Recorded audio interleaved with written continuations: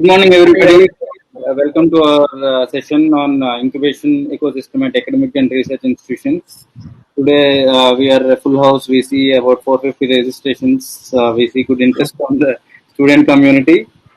And, as always, education institutions have a good role to play in contributing to a startup ecosystem. We've seen what Stanford has done to Silicon Valley. And in fact, if you look at some of the successful incubation centers in the country, most of them come from education institution setup, be it SIGN of IIT Bombay or the CII of IIM Ahmedabad and NSR cell of IIM Bangalore. So most of the successful incubation centers come from education institution setup. So today we have these incubation ecosystems from Andhra Pradesh, and in fact I have been talking to when I was talking to speakers, we could see that spread across the complete state. We have AIC SKU in Rayalaseema from Anantapur from Rayalaseema, and then CIE from KLU happen from coastal Andhra, and IIM Vizag from Northern Andhra. So we have the spread across the state, and we would listen to the speakers on what are their offerings to the startups. It's more like I should say this should be like the reverse pitch from the incubation centers to the startups and entrepreneurs to avail the services. So over to you, Viresh. Yeah, very good morning to you all. We welcome you with warm hearts to this event. And as you know, in today's world, innovation and entrepreneurship has become even more important as new products and solutions are needed for adapting to the new normal of the life. This is the reason why we have brought you this webinar on incubation ecosystem in academic and research institution, as academic institutions are the first place where a entrepreneur gets the knowledge and the support to build their ideas. And we will hear from our esteemed speakers that how academic and research institutions are supporting entrepreneurs and startups in the state. First, I will give you a brief introduction of our organizers and the speakers first. This webinar is organized by Vizag Industrial Scan, TIE Andhra Pradesh, and Andhra Pradesh Innovation Society. Andhra Pradesh Innovation Society is nodal agency of government of Andhra Pradesh, working on development of startup ecosystem in the state. TIE Andhra Pradesh is a network of industrialists and entrepreneurs who are nurturing the next generation of entrepreneurs. And Vizag Industrial Scan is business and industrial newspaper, which has been promoting Andhra Pradesh as an industrial destination for over 2 decades. Today, as our speakers, we have Professor Javed from IIM Vishakhapatnam. Professor Javed teaches finance at IIM, and he is leading IIM Vizag's Foundation for Incubation, Entrepreneurial Learning and Development. We have Professor Rajashekhar from KL University. Professor Rajashekhar teaches computer science, and he is Associate Dean of KL University's Center for Innovation, Incubation and Entrepreneurship. We have Dr. Shiva Kiran, Manager at Atal Incubation Center at Sri Krishna Deva Raya University. He earlier worked as a founder CEO of Vignan Technology Business Incubator, and he has a decade-long experience in biotechnology research, so he could shed light on that as well. We have Dr. Krishna, CEO from Medivalley at Andhra Pradesh MedTech Zone. Dr. Krishna has extensive research experience in laser material processing and has worked in premier research laboratories across the world. There has been technical issue for Dr. Krishna to join, but he will join us later itself.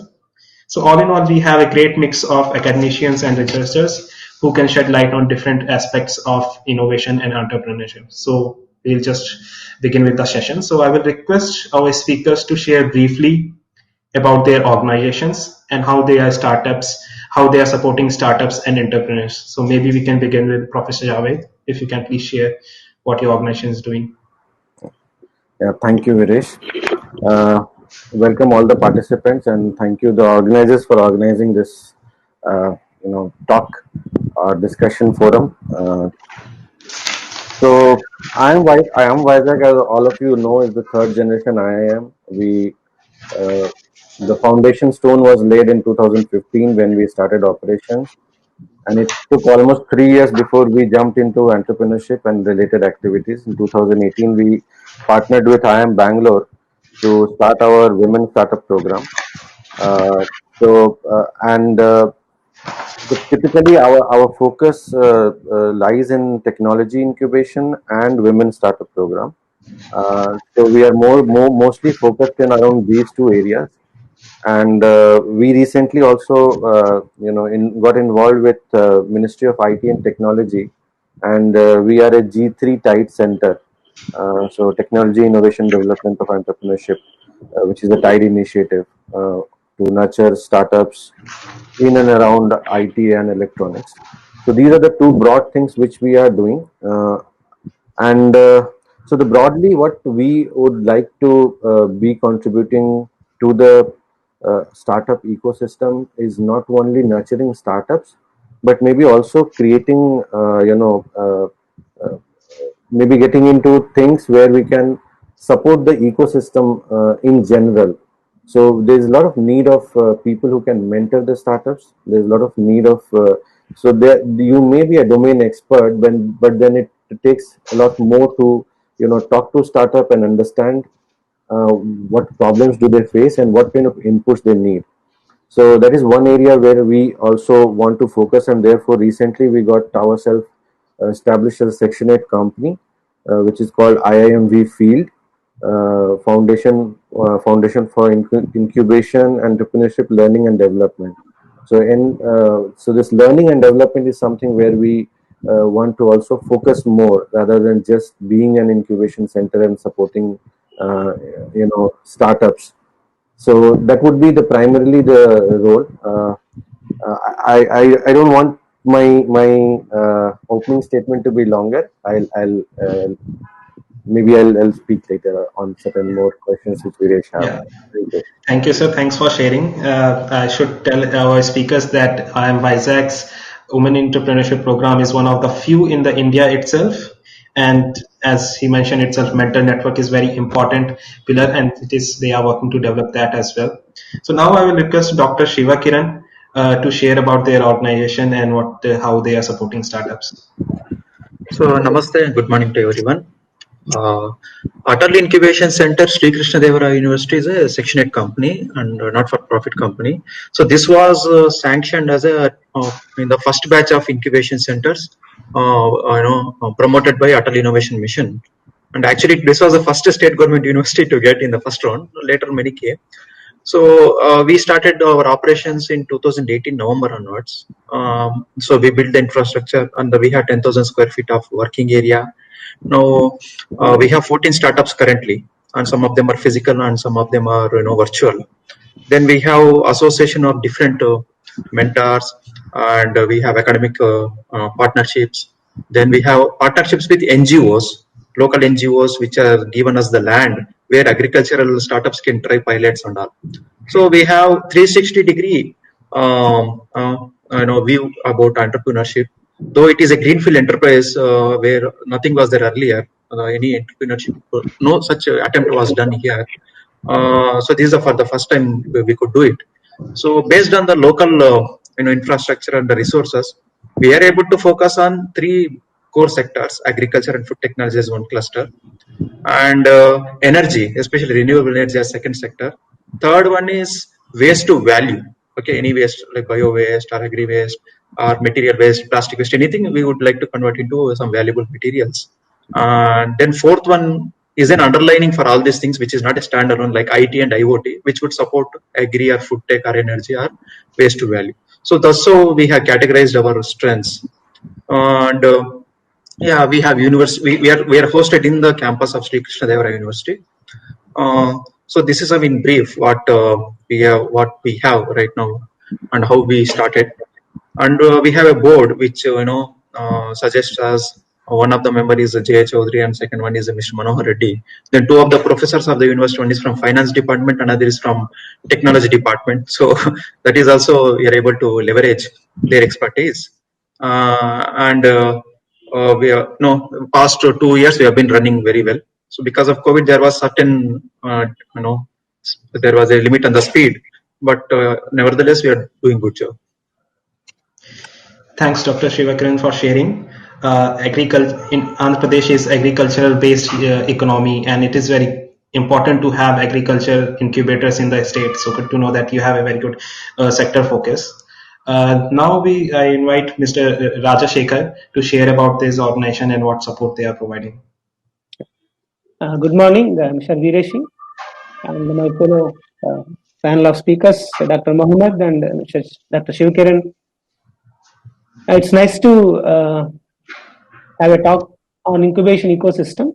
We started our journey, university incubation, in the name of EDC, Entrepreneurship Development Cell, 2013.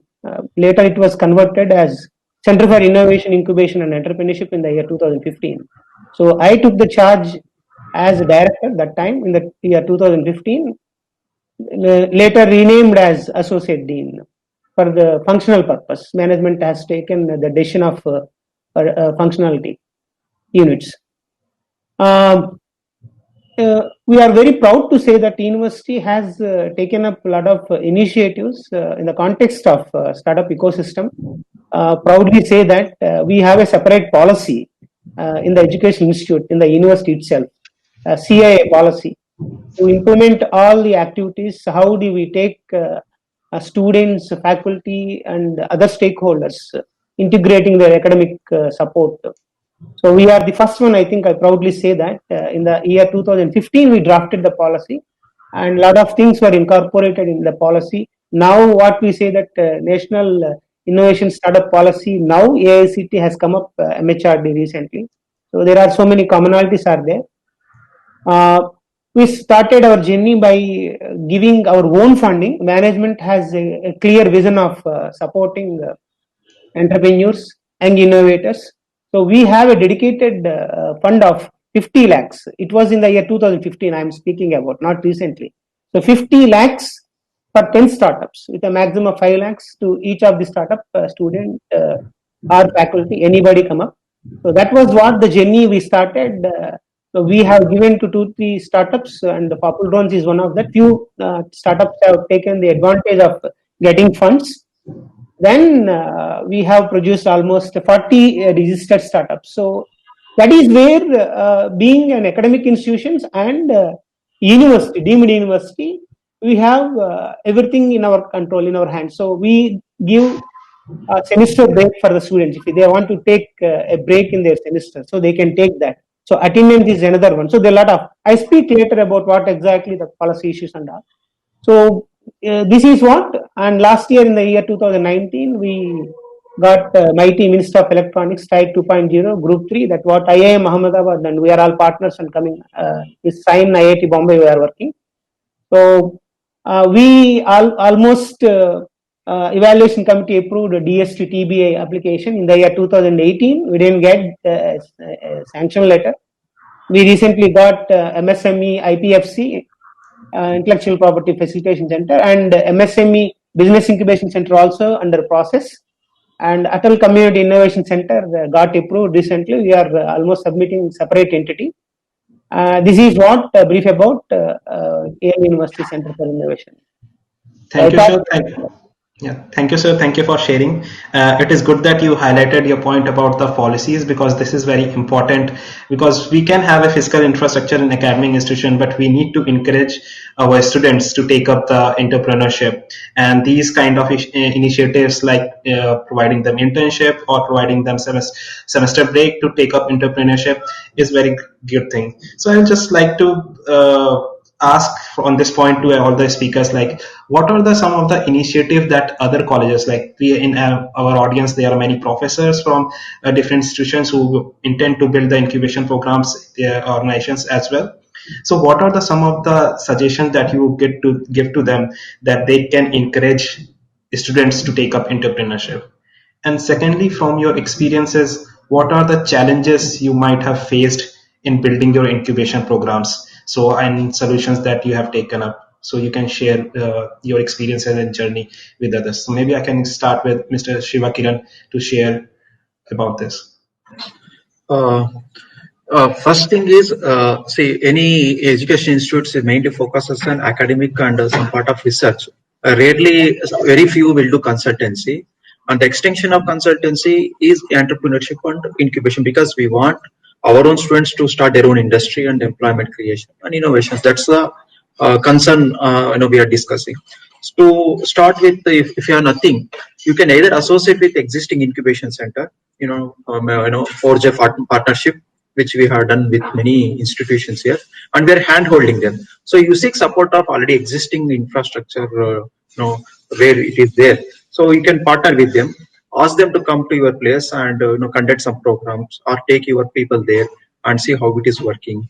Then DST and different like Entrepreneurship Development Institute of India and some other institutes give funds to conduct certain events like entrepreneurship awareness camps, entrepreneurship development programs. Then again, there are niche programs like women entrepreneurship development programs, technical entrepreneurship development programs from different funding agencies. So that would be a basic foundation. So that will give some, orientation of the faculty as well as students. See, unless faculty are oriented, you cannot definitely guide students. So faculty have to be oriented, and even management have to be oriented. Many times when management start institutes, they have certain, we have to give education, we have to see placements.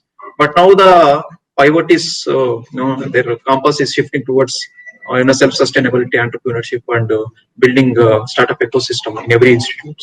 And even the institutes have been ranked based on that only, ARIA rankings, NRF rankings, and all. So once you have to orient faculty and students with either self-funding initially, any private university initially they have to put their own bootstrapping, and means they have to put their own money. Then they can seek from agencies. See, India has like almost 9 to 10 ministries which give funding for all these foundation programs.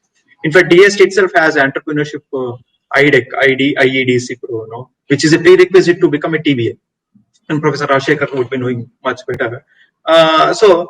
These are the 1, 2, 3 years when you run these kind of programs. You will orient your faculty and management and students as well in this direction. Once the orientation happens, when that vibrancy comes, then policy can come, because with policy you can convince management, any management for that matter, because this is something very different from a conventional education, learning, exams, administration. This is a little more pain, right? Entrepreneurship, it's always a painful, even for the incubator as well as the incubator. Then you have to orient, then you have to bring mentors. See, your alumni is a very good network for any college, alumni. Then the local partners, like, there are local, like, you have chapters of CII or FICI, or wherever, whatever the clusters of industries you have in whichever town or city, you have to engage with them, because they have the decade-long, 2-decade-long experience how the ecosystem is working. So their inputs would add value. So this way, once you orient, then you bring some funding, then you empower them through these training programs. This eventually will definitely get into the, because any application you put it, whether TIDE or DST or BIRAC or whichever application you put, they'll ask 2-3 basic questions. What is your track record in conducting such events? So that has a certain marks. Out of 100, at least 20-25 marks will go there, because that will tell you how vibrant your ecosystem is, there, whether government is supporting you or not, you are doing it. So that is a very good additional thing, right? So, and second thing is, what kind of ecosystem you have got. So these two questions will be solved from the kind of engagement you have done previously. Yeah, definitely, sir. Thanks for sharing. You have rightly mentioned that orientation is necessary and motivation of the professors and the teaching staff. That's how they can encourage the other students to take up these things. And in the policies, like for example, in the previous, I have seen many institutions, they have policy where they allow the professors to take a break and pursue entrepreneurship as well. So these will be kind of experiences were encouraging to the students as well. But another thing you have mentioned that that institutions should look at the local ecosystem as well. So I think it is very necessary, because you need to have direct support from mentors. In present situation, you, because of COVID, you are able to bring in any other person like from across the world itself to advise your status, but it is necessary that the people near to your institutions are available there. So on that note, like I would like to ask Professor Javed, like what are your suggestions on building mentor network? Like you have mentioned that your program focuses on that, so you can share highlight to other institutions. Yeah. I will answer it building on what Dr. Shiv Kiran has mentioned, that money is an important factor when you start something like that, and therefore, I'll give a basically I'll try to put it in an example that you don't need money to fall in love, but to convert that love into family and sustain that family, you will need money, right? So getting into this entrepreneurship is something similar. You may have passion for it, you may want to start it, you will find it very, encouraging, fulfilling, and it will give you a lot of mental satisfaction when you start for the first year. But from the second year, people will start asking you, where are the funds, how can you sustain it? Because you may start at a very early level, then you need to sustain it. See, when we started, I have my own academic commitments with the institution, research commitments, but then I gave almost, every fortnight I used to spend 2 days completely with the startups, because the first cohort we had 25 women who got incubated at Vishakhapatnam, and it was difficult to find pro bono mentors always, right? And therefore, mentorship by itself is something which either you internally need to develop, so that you always do not need to, depend on somebody. Second is, first you need to decide what you want to be. You want to be an area agnostic incubation center, you want to be an accelerator, or you want to be a pre-incubation center. Now, if you are in pre-incubation center, which means you only need to support or orient people ideas which can be converted into, which are viable, which can be converted into a workable solution or a product. Now, if you're an incubation center, your role becomes different, and therefore you need to figure out that you don't really need too much of fund in terms of, because this is one problem which I always see a lot of places. At the very early stage, incubation centers will have startups, and within 1 year they will prepare them for pitch. Why are you pitching? You don't have a valuation. In 1, 2, 3, 4 years, you don't even have a valuation to pitch, even in front of the VCs or the angels, to really, get a good deal. So first, spend 2 to 3 years to make their, process streamlined. They should be starting to generate some revenue or fine tune their product or solution which they are offering, and that's the role of the incubation center there. So we need to mentor them, and therefore, when mentoring at that stage, when you are developing a product or when you are fine tuning a solution which you are offering, you need people who have expertise in that particular domain, who has a bird's eye view, so that they can tell, no, don't go in that direction, because there's a dead end, right, and you will get stuck. So you need people, one, with such kind of bird's eye view, and they are not needed every day. They are probably needed once in a quarter, or once after 2 to 3 months, to just give them direction. And then to travel that path, you need somebody internally who can, guide them onto step by step processes which they are doing on the day to day, that this is what you should be doing or not doing, and that is something which has to come internally. Now, as Dr. Rajshekhar was mentioning, the incubation policy becomes very important here. Now, the institution, if does not have an incubation policy, then what happens? It becomes the same love relationship, right? I'm an enthusiast, one person who started it, who had been given the charge, because he starts to dream, live, sleep with that.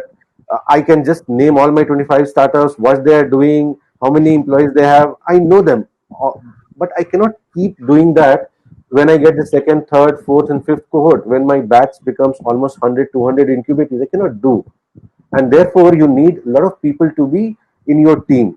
So there are two ways: either you hire, and for hiring again you will need money, and therefore you need to look out for funds from where. Be it today, I mean, after this 2019 budget, it has become very easy. You can even reach out to Section 8 companies.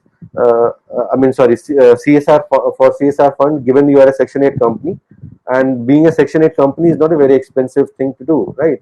So if you are really focused, you know that yes, you have reached that stage. Be a Section 8 company and start looking for a small fund from these CSR activities of corporations around you, and they will support you. That's one thing. Second is this government fund. The government fund, I mean, although I'm a government employee, but let me be very frank. Next couple of years, government is going to be very dry, and I tell you, because I understand. I understand a little bit of finance. So the next 2 3 years, government position, liquidity position is going to be very tight. Although they will announce a lot of schemes, but then the actual implementation of the scheme and transfer of the fund will take a backseat. So not only depend on too much of government support, and also go to that particular government support where you have an orientation. If there's no congruence in your vision and their vision, the program's vision, then there will be difficulty to sustain it, right?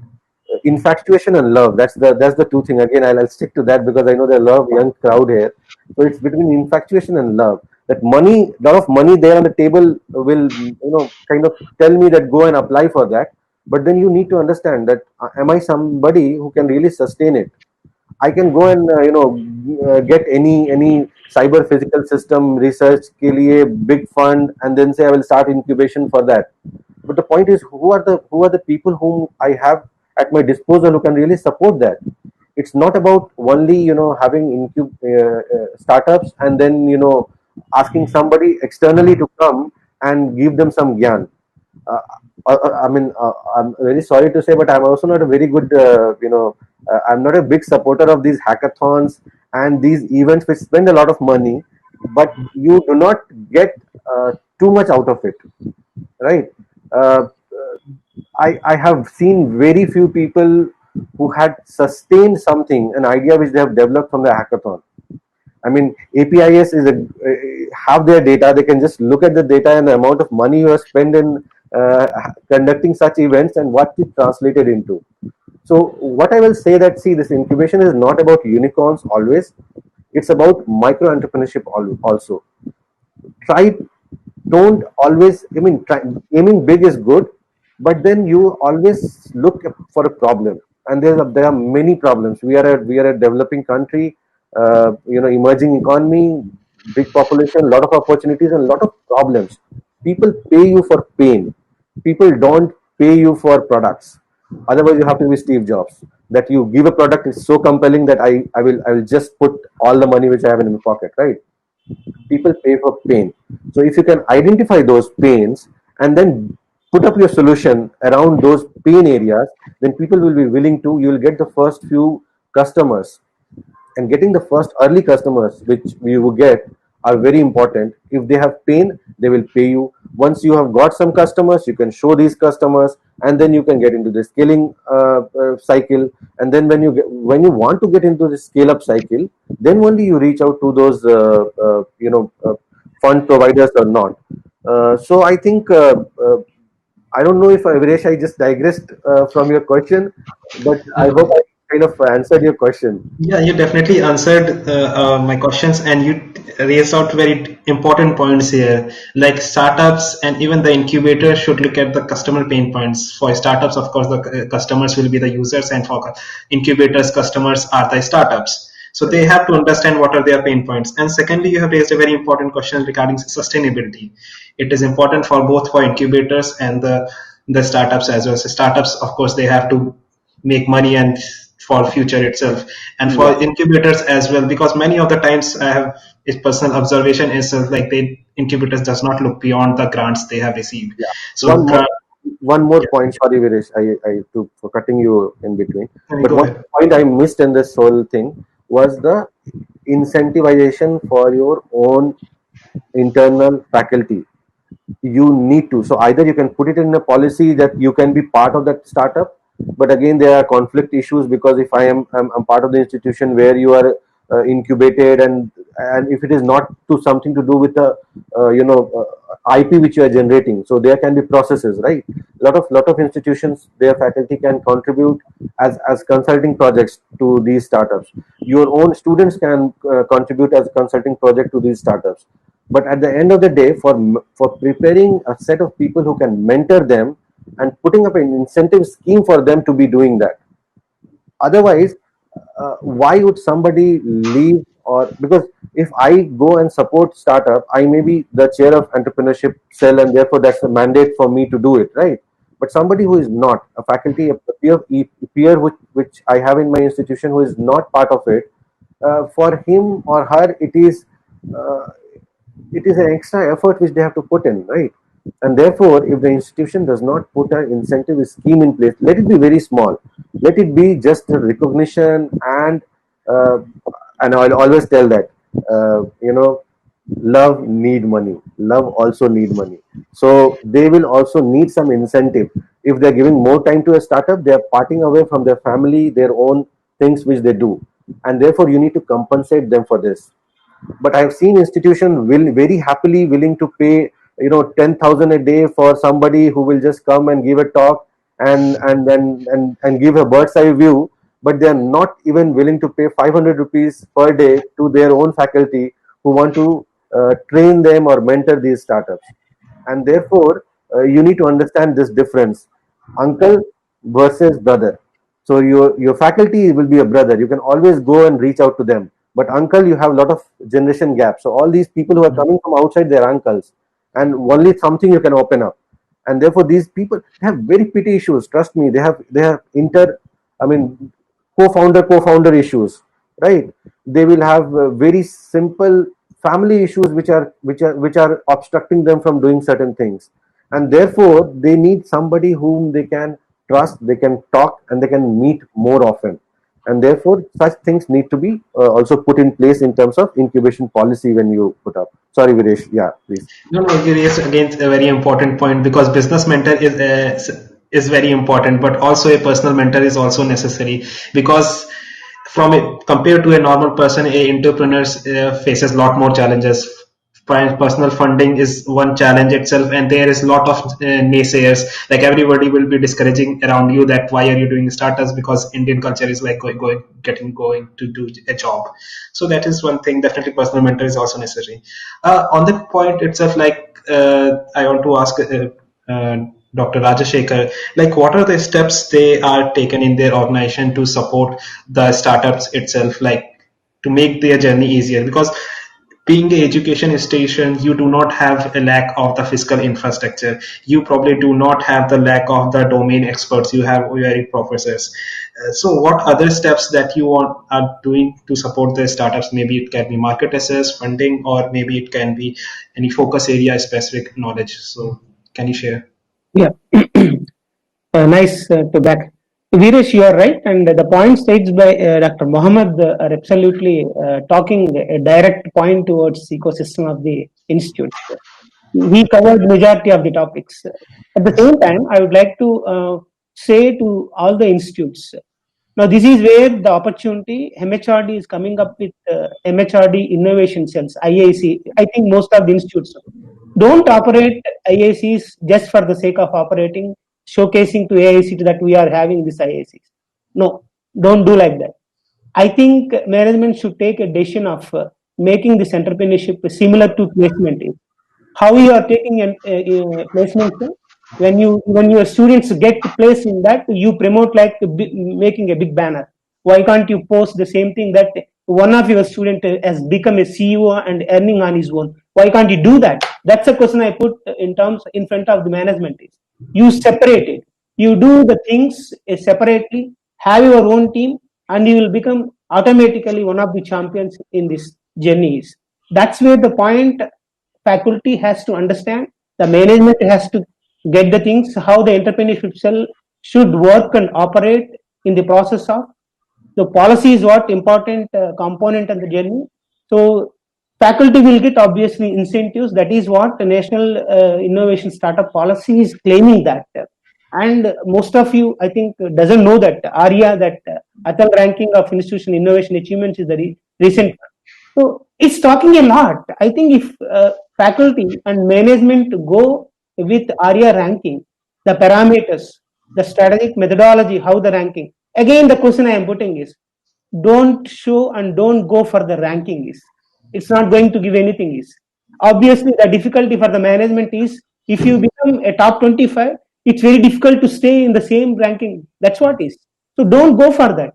Build a system which is very going to sustain on that own and a quality one. That's what everybody has to say that. So if you are looking the components of the ARIA, it's talking about the faculty. There are 5 marks in the ARIA ranking system. How many of your faculty are startup owners? I think most of the institute doesn't know these things. Yes, I am speaking. Because area ranking, I am completely hold of it because I submitted each and every parameter data in that. I know how difficult we have to show in that. It's number of startups are there, CEOs are there, directors are there. Everything is fine. How many ideas? People will give ideas, hundreds of ideas, but how many of them converted into earning on their own is how many of them become a startup registered companies. That's where the point here is. What are the benefits you are going to give to the student? This is where the university has to take a lot of pain and create the system ecosystem. That's what we are talking about today. So policies, that's what definitely going to help. University, our university has done all these things and creating opportunities for both the student and the faculty. Now our faculties are coming because of the opportunities of the recent incubation funding. That's what we are getting. Tied recently, two of our faculty startups have been promoted in that. So it's a wonderful opportunity to the faculty. And one student who is studying second year BTech, that is where the point I am saying that is. You have a national technical event, annual event at the end of the year, and there you announce these are our placement holders. Why can't you announce on the same dais saying that he is the youngest CEO of our campuses? I think a lot of change will come to these campuses. I am believing and I am saying that this is what we did. The university has done all these things and created that environment and made believing the students that I am. So there are a number of other issues how the ecosystem to be built. That's what the advantage we have being a university. We are running an MBA in innovation and entrepreneurship and venture development. That's what the beauty of the. So few students who join that MBA course, but classroom presentation is very less. I think they are supposed to complete only 13 courses. I think about 45 credits they are supposed to do through classroom. All the remaining credits they are supposed to do in terms of the startup activities, action learning segments, capstone projects, and the compulsory is if they want to get MBA degree, they have to establish a registered company, a startup company. So this is what innovative degrees. You can have fellowship programs, entrepreneurship fellowship programs in the campus. I always keep on saying to my management also, we have not implemented, but what I believe is entrepreneurship should be taken as another engineering department. I believe entrepreneurial engineering. This article I have in my blog, entrepreneurial engineering. We have so many courses to teach with the help of under the umbrella of innovation and entrepreneurship, design thinking. Now a lot of institutes are coming up with design thinking. It's become so fancy that everybody is conducting webinars, seminars on design thinking. You make it as a compulsory course. That's what is the beauty. So I always believe that there are so many slogans I can talk. I think for the viewers' sake of, I am saying there is a blog in the name of Provi Rashikar. I have written an article, Entrepreneurial Engineering, how the campuses should integrate their research community existing in the campus itself and academic system that students courses how they are doing and this incubation system itself. All these three combined into a single unit, a separate academic unit. That's what I believe that. I am sure in the near future, AICT will definitely give a green signal to start a separate academic department. What I mean to say, it's a separate academic department in the name of the entrepreneurial engineering because innovation always stacks with technology, always stacks with innovation. Innovation, they go together. So you have engineering, obviously technology innovation that comes is. So that's what I believe. And the last thing I would like to mention that is when you take up the entrepreneurship to the students and faculty, you integrate with the help of the academic components. You may say that a summer internship component is their startup work. So in the second or third year, whatever they are doing, their startup work can be converted as part of their internship. Similarly, their final year projects, we know that the final year projects, they are supposed to do that. So they can be converted into their startup activities. Give financial benefit. Of course, the lucky that we got all these. Now students can able to directly get funding. This is what the advantage the university they are providing to all the students and innovators. So that's what the question. That's what Yeah, system we thank are. you, sir.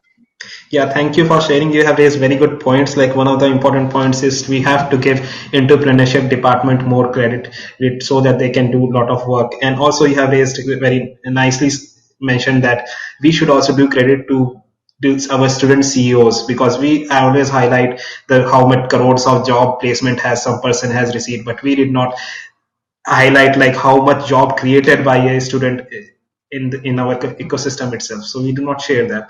And through the discussion, everyone has raised very important points that institutions should have a policy which encourages both students as well as faculty members to support these entrepreneurial ventures.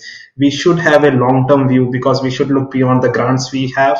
We should look beyond the small kind of events that we can do, but we should have a long-term view in that. And also we should have a mentor network, like it can be a local network or it can be domain specific network that we have to create to support the startups.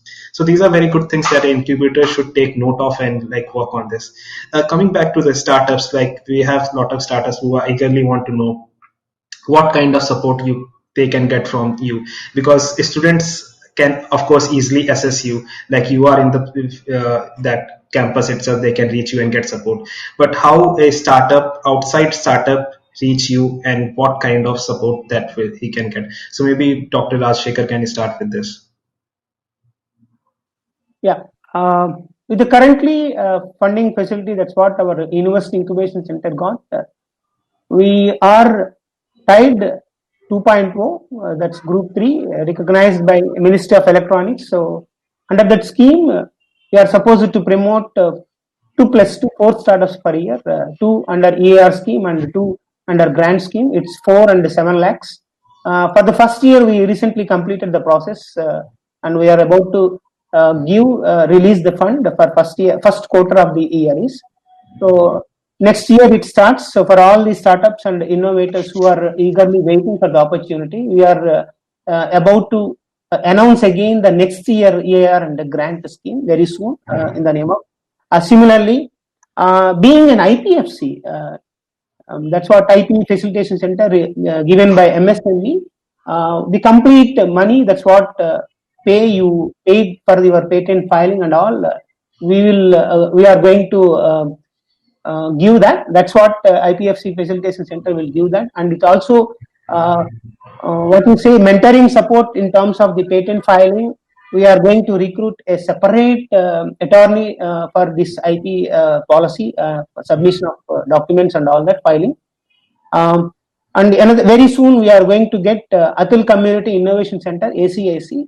That's also we are going to announce. Along with that, university is also coming up with a facility, a Fab Lab. This is what one of the a unique point of our universities. We almost going to spend 5 crores for that Fab Lab. It's a phased manner. 3 phases are there. So in the first phase, we are going to get the mechanical devices, CNC machines, 3D printers, and the basic things. In the second phase, we are going to have IoT electronics related instruments and equipment we are going to purchase. In the last, the other electric vehicles and all. So university is coming up with all the facilities with the help of design. So anybody, if you are interested, I think one of the issue that recently what I observed, I am saying that one of the applicants in the recent grant, they they need a thermal camera for taking images of for their startup needs. So that application has put separately a 2 lakhs of getting rental for thermal image scanners. So what luckily our university faculty member is already doing one of the sponsored research project using this thermal camera. So what we connected immediately to that professor during that evaluation. So whatever that startup applicant needs thermal camera, the same thermal camera what we are right now possessing with the university. It's a separate center of excellence. It comes, I forgot, but it is available in our university website. So the professor has promised to give that thermal camera for the rental purpose. This what reduce the cost in that startup application. So like that, we have other facilities. That's what adding Fab Lab. So university is coming up with a lot of facilities. So I welcome all the innovators, those startups, students. It's not the question of university or institutes. When the incubation center is there, it's going to help all other institutes. The name is not important, whether it is belonging to somebody. Government is giving funding to the incubation center, not for the sake of promoting. Of course, promotion will happen automatically. That's always there. But incubation funding facilities are available to the entire community, to the local, regional people. So all the students who belong to other institutes, you are welcome and visit, have a look at the facilities available, have a look at the mentors that are senior people, professors who are very domain knowledge experts. Get, discuss with them, and you can have immediately your innovative idea to be going into release. That's what I welcome. Thank you, sir. Thank you for sharing. Hope startups are taking note of it. Now invite Professor Javed to share how WISAC can help outside startups and how they can approach you. Yeah, so I think we pretty much helped people from outside only. So I think this time there was only one idea which we picked from our student cohort, and that opens up the student entry into the system through Tide. Otherwise, for WSP, we made it very sure because we wanted it to be very competitive to the outside world, and therefore we did not open it for our own women students. Although from this year we would start encouraging that also. So see, one is the usual programs which have some kind of financial support. For example, in the previous WSP program, we used to give the startups, some prototyping fund and monthly stipend, so that you leave your current job and get into this entrepreneurship as a full-time thing. So that was one thing apart from all the mentorship and other support which we gave. We also gave them, access to investors. So that is one thing. The second was, and again, Tide also, as Dr. Rajshekhar has mentioned, has some two categories of people who are into prototyping stage and people who are at the ideation stage. So stage is called entrepreneurship in residence, and the prototyping stage is called grant category. So if you already have a prototype ready, you can apply in any of the Tide centers near to your location, and if it falls under the domain of METI, right? So that again we will be starting up little early next year. This year it got delayed, therefore just now we completed our selection of the incubatees, and they are now getting onboarded.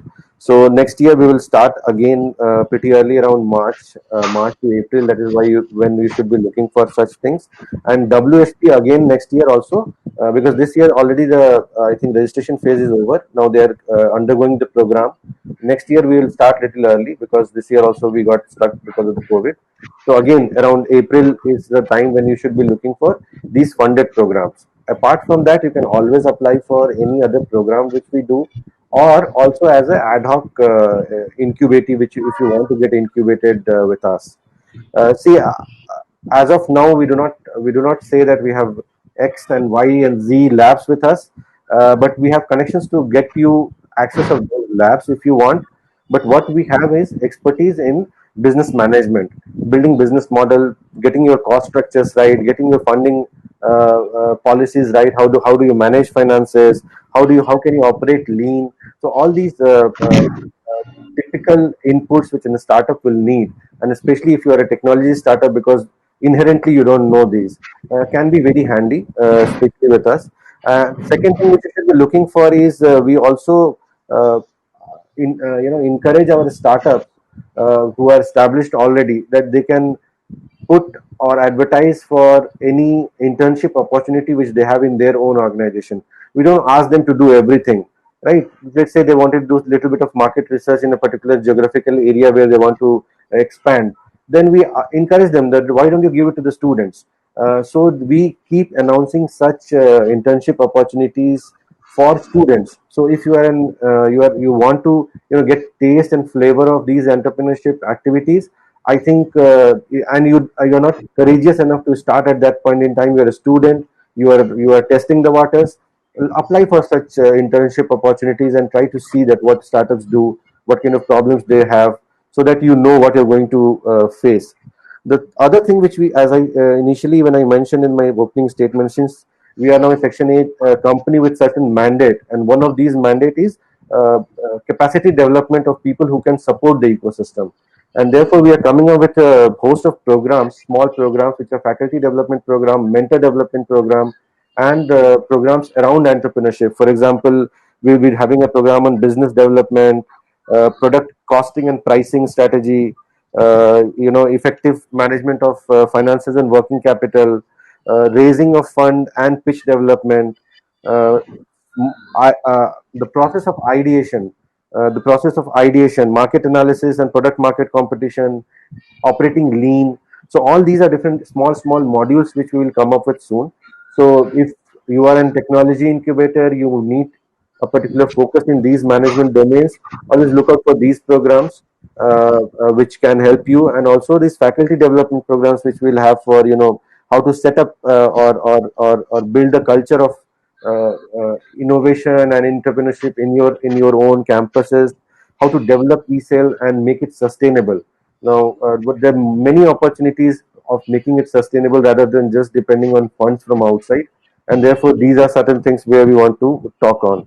So more and less, yes, we are also now approaching to corporates which are in and around Vizag, so that we can start some social ventures uh, around women, child nutrition, and problems which typical societies face in this region. So we are pretty much open to edutech, fintech, IT innovation related and women startup programs. And we are also we are getting into in partnership with STPI and a couple of more organizations. We are coming together to start an industry 4.0 initiative for startups. So it will be kind of steered by STPI Vizag, and we will be the academic partner to them. So that's one another sphere we are currently getting. So all in all, this will be our focus. And as a management institution, we also had to define our vision, because I told you we are a new institution. We wanted to have our niche.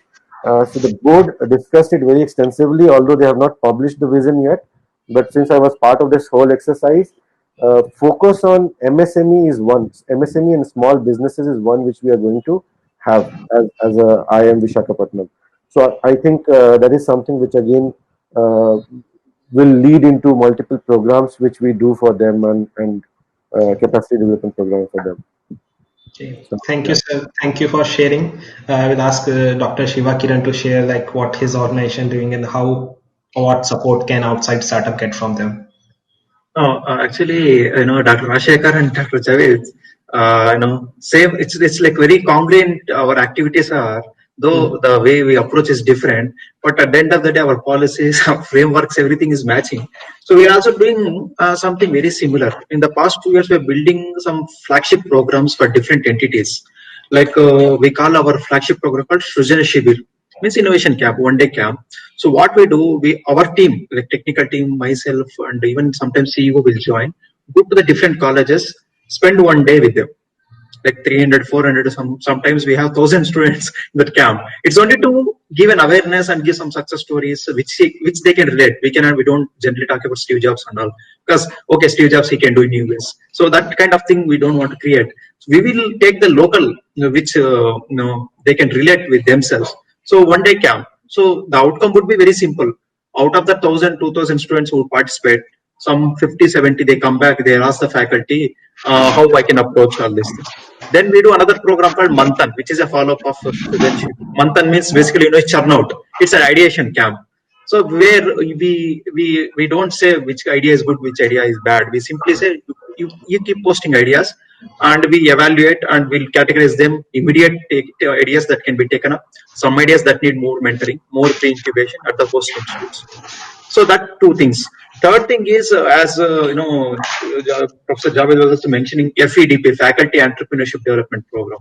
I think this Monday we are launching 10 days intensive virtual entrepreneurship development program, where the faculty, especially is designed only for the in charge of IICs. So we have MOUs with 18 colleges, and all of them, like 7 of them have IICs, some of them have their own in-house e-cells. So we want to empower those faculty and other faculty who are interested to start their own business entities. They can learn from this program.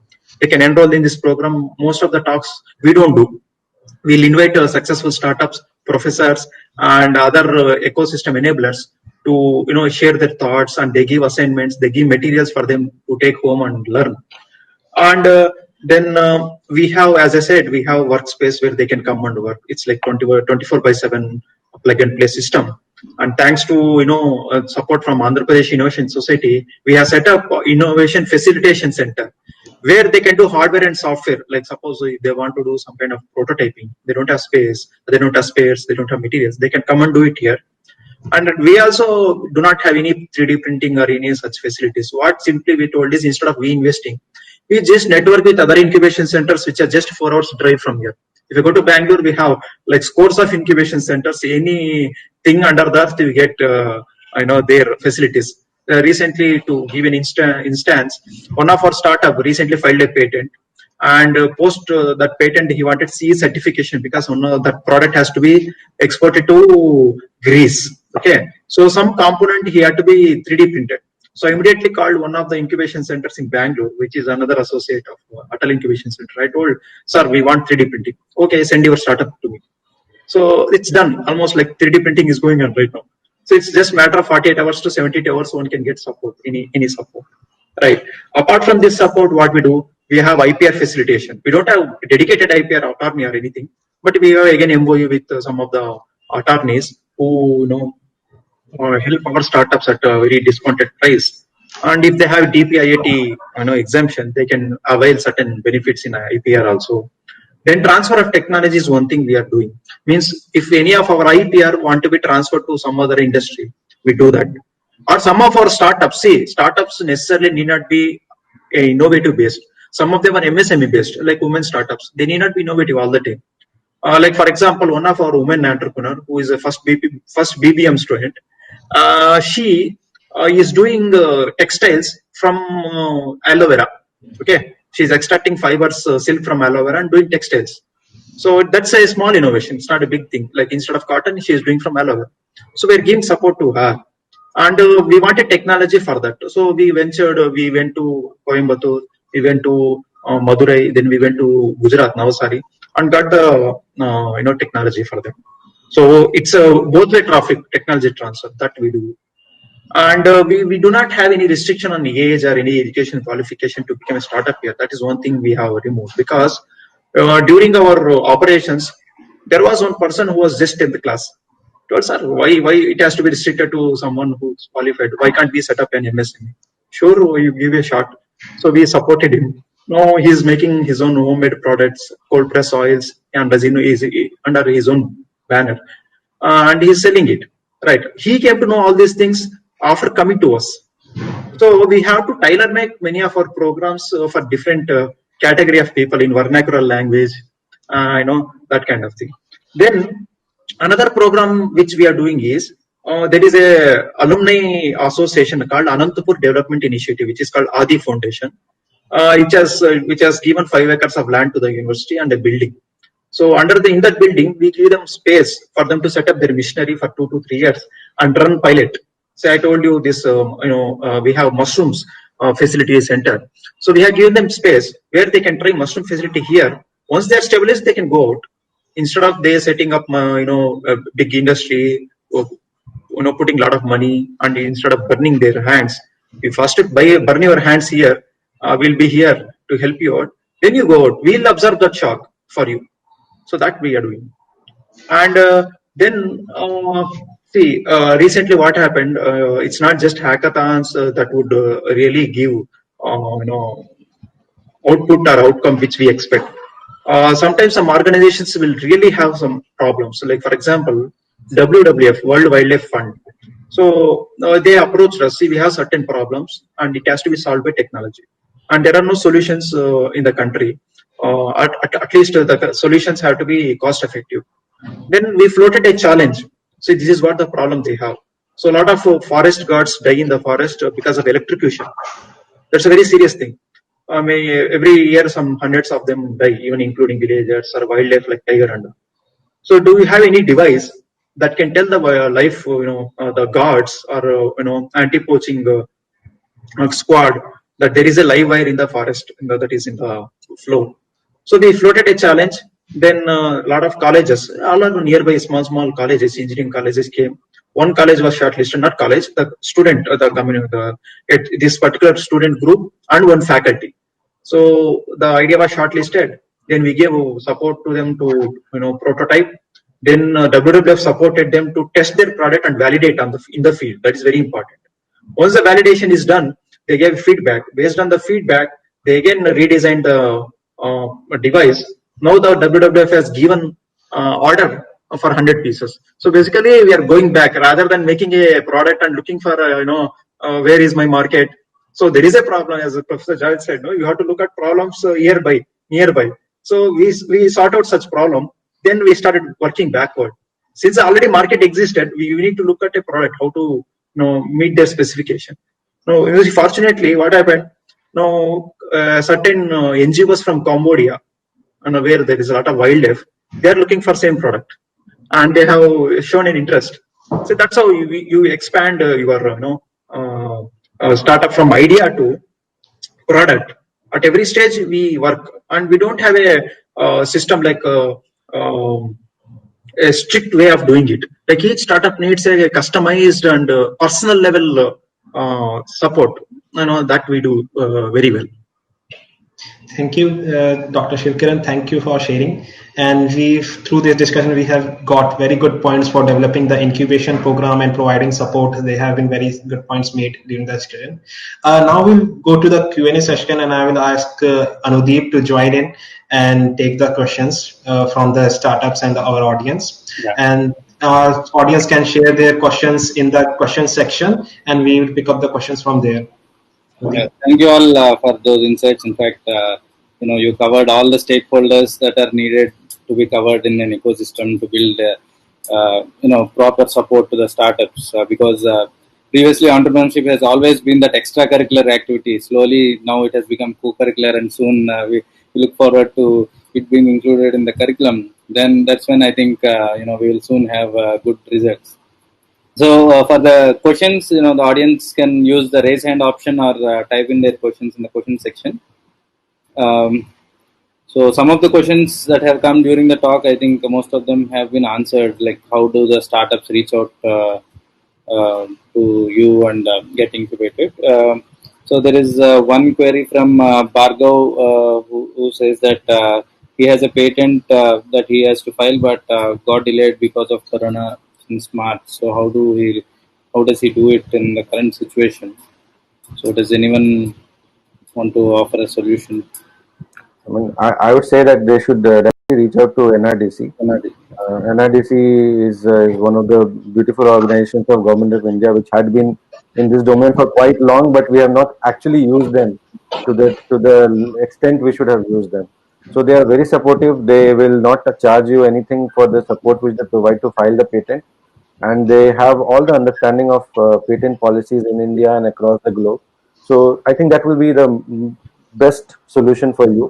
And all the government organizations are almost operational as of today when we are speaking. So they may be having some protocol that only few employees will come, but offices will be open. So nearest NRDC center, you can just find them from the website and reach out to them.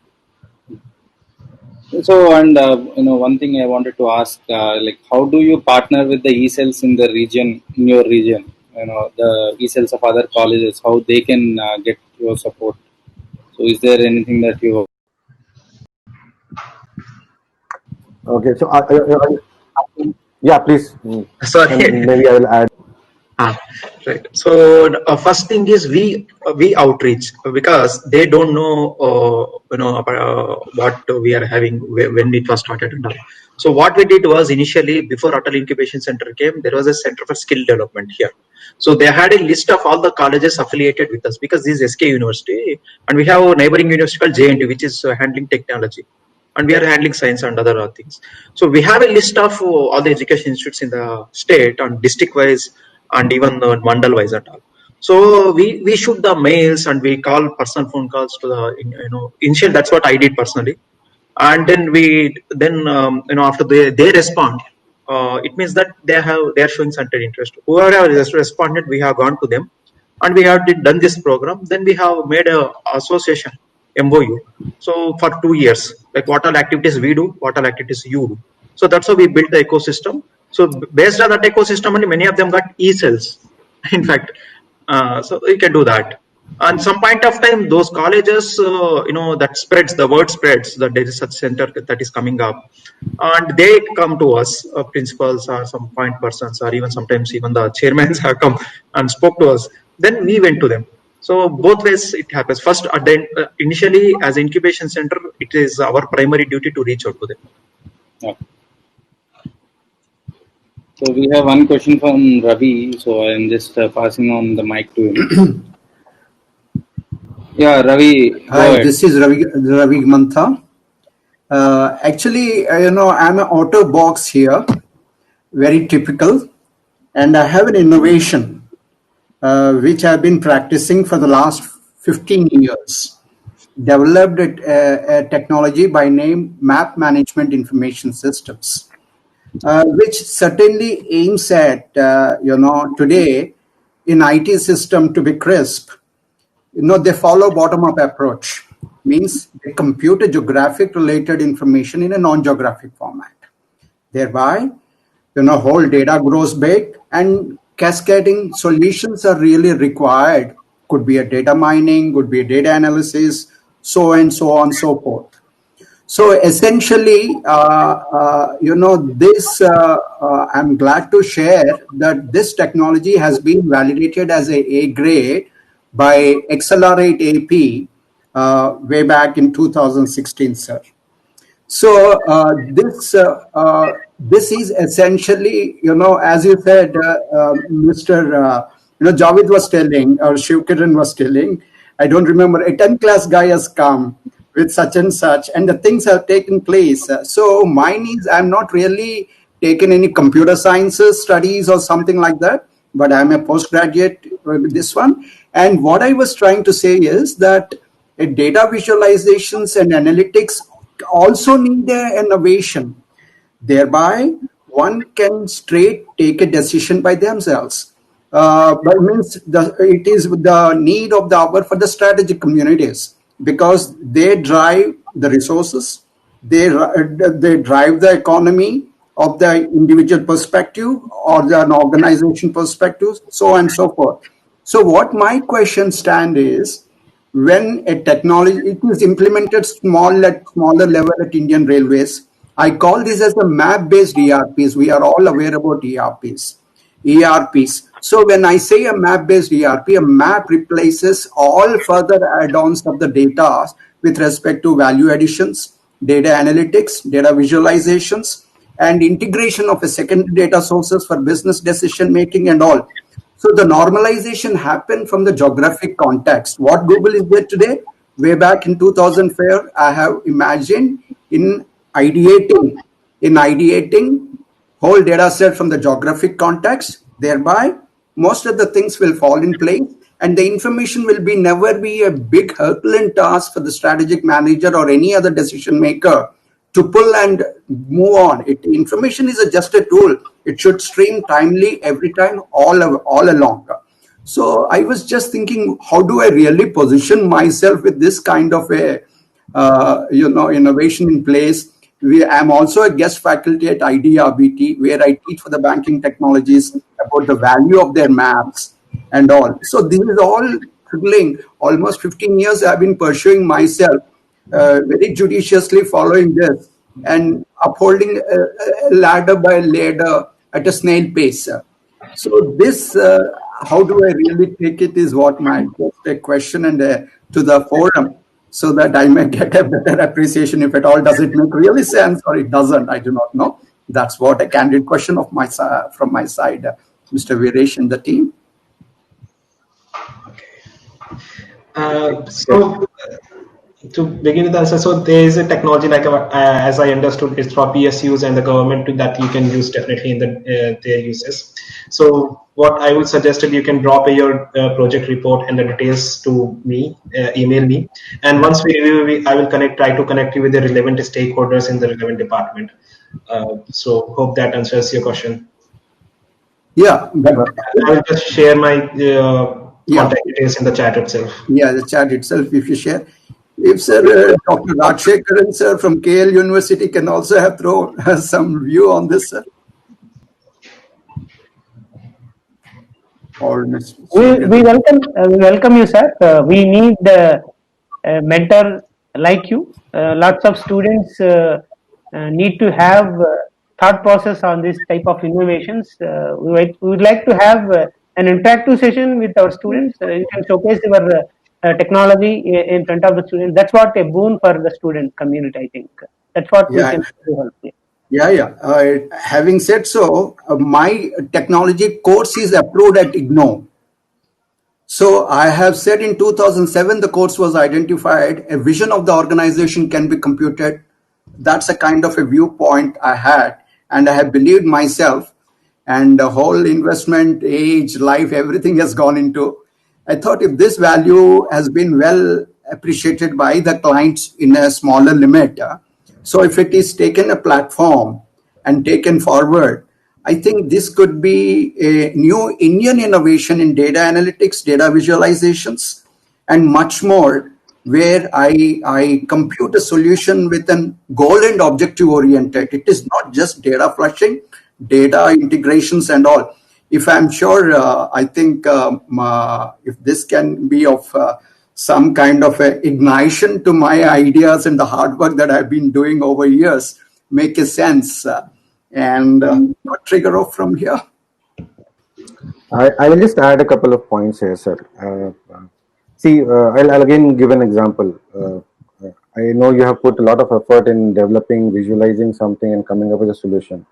But let's say I have a son, right? And for me, my son is very good, very great, and but it may not happen when he grows up. All the girls will also want him, right?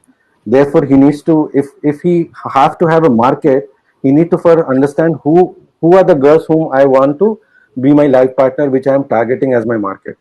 Therefore, I will from now on I will have to orient him in that particular direction so that he gets those features, capabilities, so that he is likable in that group of girls where I want to find a bride for him.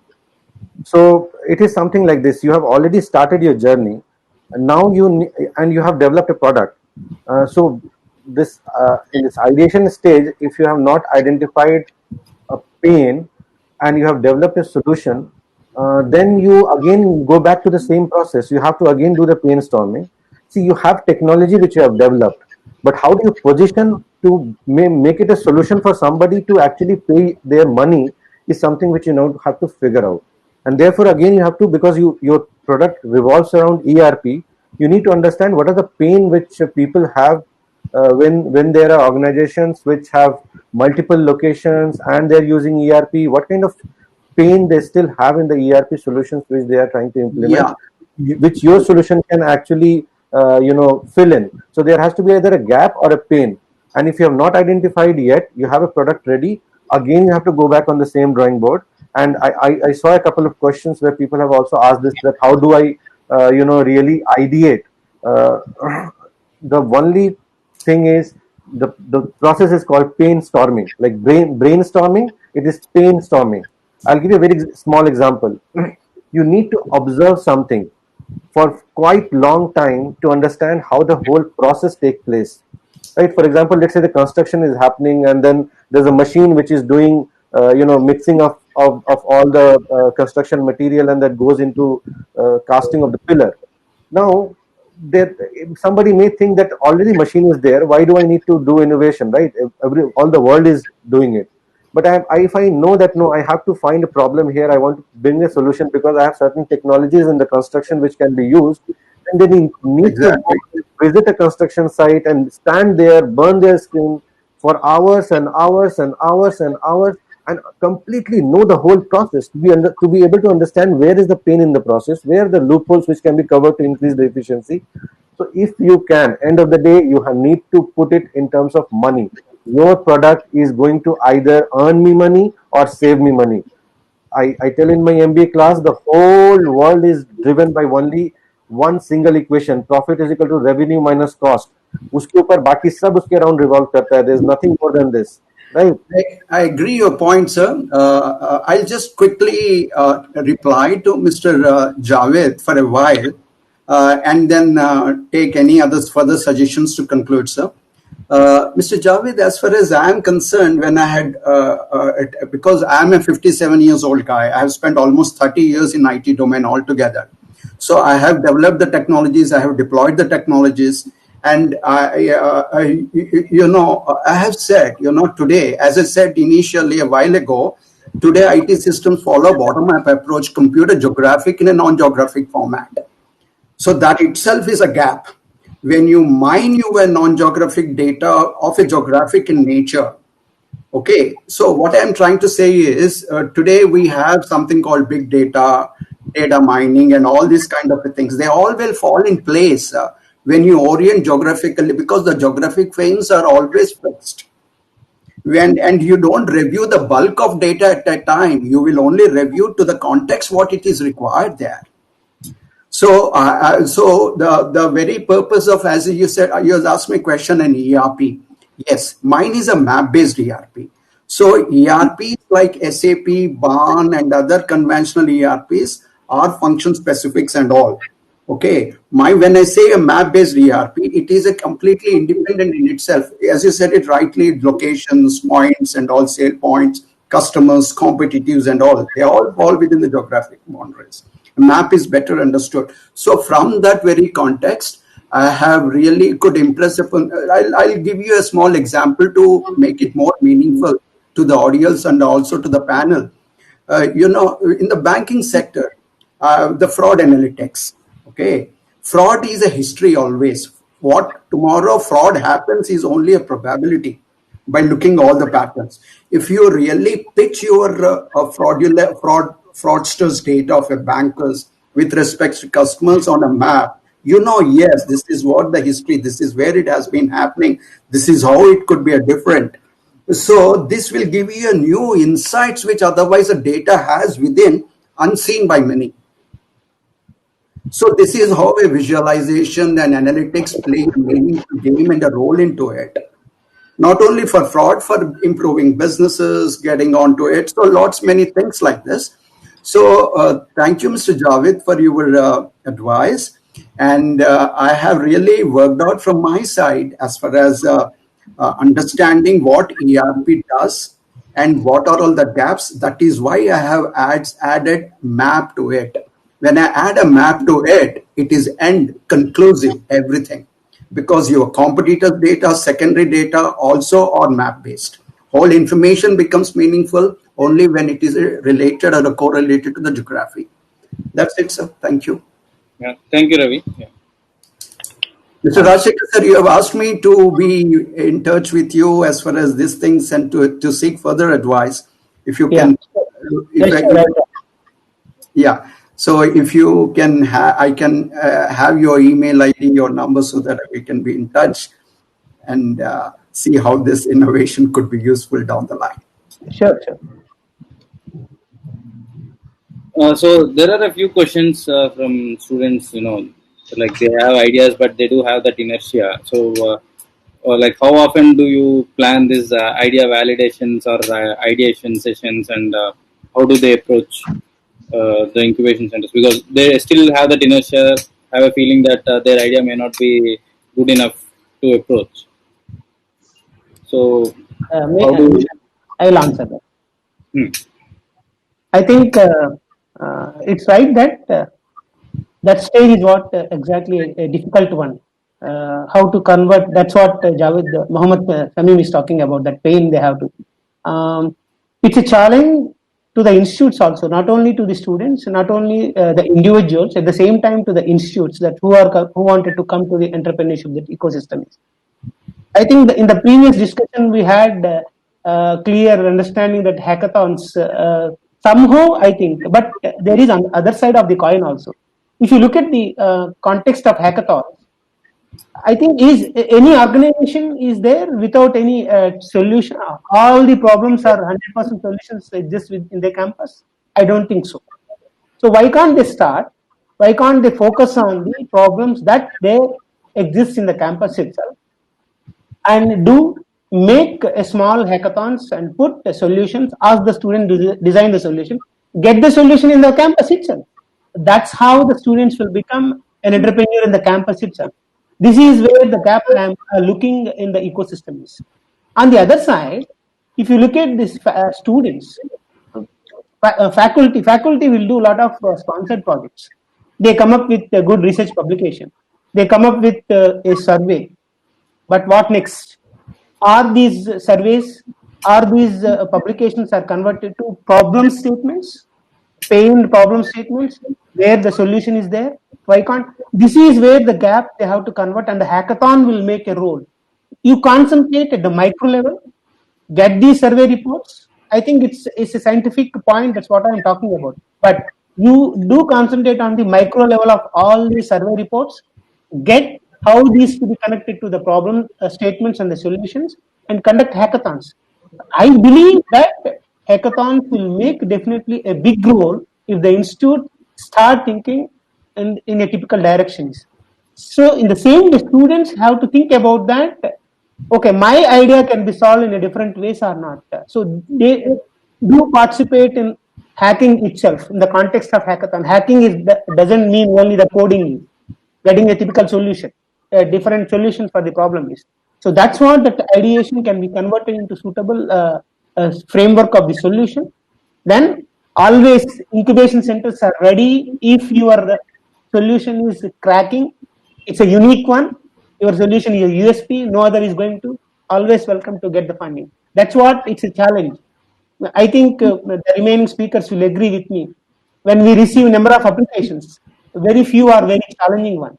Most of them have a common solution. They do talk about a typical the same solution already existing, but a unique one which is not talking about. That's where the student has to get. They get involved with their friends, with the teammates, with other partners in the college itself or outside the college, make like this, and see the things from the incubation centers, competitions, hackathons, whatever available, and do participate. That's what my answer is. For the students, I will just add one more point. In 2015, Government of India came up with a definition of startups, right? And there are 3 points. Go to the third point, and if you just focus on the third point, you will know what you really need to do. So in the first one, they tell about your age. Second one, they tell about what should be your value of your company to be called a startup. And third, they talk about you have to be working on a product or service with certain innovation in product or technology which should be new, right? So basically, if you look the whole definition and read it 10 times, then you will understand what you are trying to do is a startup or not. So two things which you need to very early on understand. If you're an engineering student or a science student, try to bring innovation in terms of IP, because that's your core strength. You can innovate something.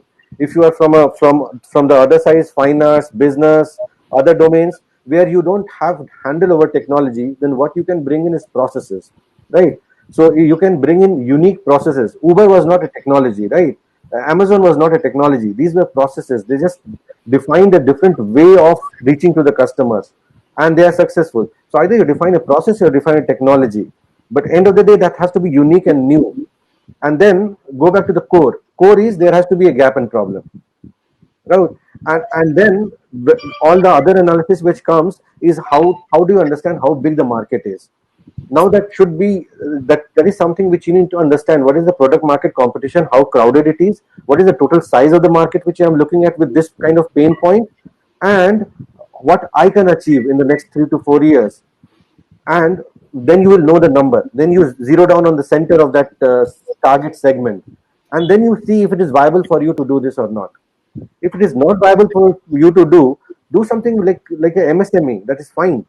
We have certain ladies who are completely into innovation. They are just developing something completely new, and there are ladies who are or startups who are doing something which is already being done and tested, but they are just bringing some kind of process change in the way they position it, right? And they are doing well, doing something like somebody doing in organic business they are making 12 to 14 lakhs per month revenue with almost 25% margin, which is not bad, right? They're earning more than my salary, and I'm so happy about it.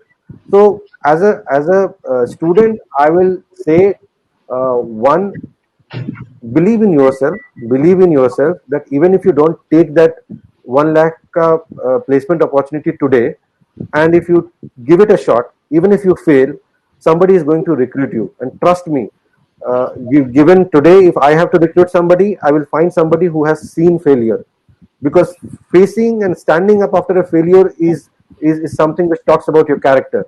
And therefore, even if you start and start up and fail, recruiters know, they are in business, they are not fools, right? So even if you go with to them saying that I tried my startup, ran it for 4 years, but I could not sustain, and therefore either I sold it or I just closed it, fine. They know that 4 years you knew everything in a start and company does end to end, and therefore you are such a resource which they cannot get in from college. So have that courage. Don't look for the society. Society will always keep asking you. Even if you get into IIT, they will ask, why not Bombay? Why did you get Hindi? Right. So if you crack an IIM, again questions will come. Why not Stanford? Why not Harvard? If you get a job, then again, why this company? Why not the other company? So that comparison will always happen. Neither you should do nor think about. I think Navjot Singh Sidhu once said in one of the forum, and I like the way he said it. दुनिया में सबसे बड़ा रोग क्या कहेंगे लोग, which means the biggest problem of the world is what people will say. The moment you remove this out of your mind, you are a successful person, right? Actually, what we bet in incubation center is not the idea. It is actually the entrepreneur. We Exactly. bet on the jockey, not on the horse. Actually, we can always change the horses. No big deal. See, at the end of the day, as Professor Javits was saying, if you go to the fifth point in the Startup India Policy Gazette of India, it has to have the capacity to scale up, sustain, and create jobs. So that is also another point. So that is the reason AIM, Atal Innovation Mission, has a separate category. They will not just say startup / MSME. They say. So it is our endeavor to support even MSMEs also. But when they come to us, we definitely give them. Say some people come with an idea, we give them support. Some people say, "Sir, I don't have any idea, but I have a passion to work. So do you have some problems where I can solve?" Then we can give a kitty. Okay, see, these are the problems in my basket. Pick what you know good at and do it. Or third thing is they can keep looking at different websites like IIM website or our own AAC website or Bayrak or even Startup India gov.in itself is a very good portal where a lot of challenges are thrown up, to the public. It could be individual or it could be company or it could be even professor. Anybody can apply, right? So this is a place where they can match their profile and see whether I can solve this problem and apply. So that is one thing. So and if MSMEs come, somebody said like if say mushroom is a typical industry, for example, it's not a startup, it's an MSME. But if you want to make it a startup, how can we do? If they come to incubation center and say, I can add technology to it, we can map. There are a lot of Indian Institute of Agriculture, there are almost 1,000 centers are there in the country. We'll map someone who can provide technology input to them, and that can be converted into startup. Just to small example, just less than 30 seconds. If a typical mushroom is exposed to UV radiation for longer time, it will have an enhanced amount of vitamin D. So that becomes a fortified food. So just by adding another process in the typical mushroom cultivation, you are getting you are improving your product. By processing additional step, you are improving your product quality and products worth in the market by adding more vitamin D. That typical industry people are any house maker or any, because a lot of homemakers come to us. We want to do some startup, but we cannot say no. We'll definitely see where we can add technology. So we need to have great web of network as incubation center. We have to eventually develop, longitudinal and latitudinal network to see where we can map the technologies. So before we close, one last question. Can you please share the number of startups incubated at your center and maybe a sector breakup if possible, like the dominant sectors? Shall I start? Okay, Yeah. please. Yeah, so we have around close to 30 startups. We are area agnostic because we are a business institution and therefore we do not have a particular focus in a certain domain. Therefore, the people from any domain are happy to, we are happy to accept them. And As of now, we have 30 startups, and within 2 months, we'll have around 20 more, which will come with the new cohort of women startup program. And one more thing, I think somebody asked this question that when are we going to start these programs which I talked about, ideations related. So typically, we are aiming for to start all this from November this year. Uh, Yeah, Dr. Shiv. yeah, we are right now 15 to 20 startups are active. I think recently five got incubation funding through our incubation center. Of course, there are other companies, but they graduated from our incubation center. This is what the status of our incubation. So we have 14 startups as of now, and we are expecting another 10 in the next cohort. We are running a accelerator program. So if that happens, another 10 will be added. So right now we have 14. Sector-wise, if you want me to break, agri and food processing, we made it a single cluster. That we have 7 startups. Then waste to value is 3 startups. Again, they'll come under again agri and food only, mainly. But we are subcategorized because it is something futuristic. And energy too, and IT. I mean, in ICT, IT, IoT in a single basket too. So that's what we have. And by the end of this year, we'll have 10 more. So it will be as of now 14 plus 10. That's what I should say. Yeah, thank you all, for joining us today and sharing those insights. In fact, we always at I believe that universities are the key stakeholders, because at university, you have students from various areas, so they itself can be your test market. And in student life, you can always afford to fail, because if you fail during the student life, no one is going to judge you or question you. But once you are in the society, you might be facing that problem. But yes, in the university you can always afford to fail. And I always believed in one thing, because from my experience that an idea or a business might fail, but an entrepreneur will be successful, because the learnings you get while building a company, and then whether ultimately even the decision, the hard decision of closing a company, you learn a lot in the journey. And this is from my experience that I've had. So an entrepreneur will never fail. So, and at TIE we are always towards fostering entrepreneurship, and we would always want to work with you in supporting the ecosystem in the state. So, before we close, I just want to share about what we've been doing with universities. So, we last week we concluded our TIE University program. So, I just want to share a few insights from that program.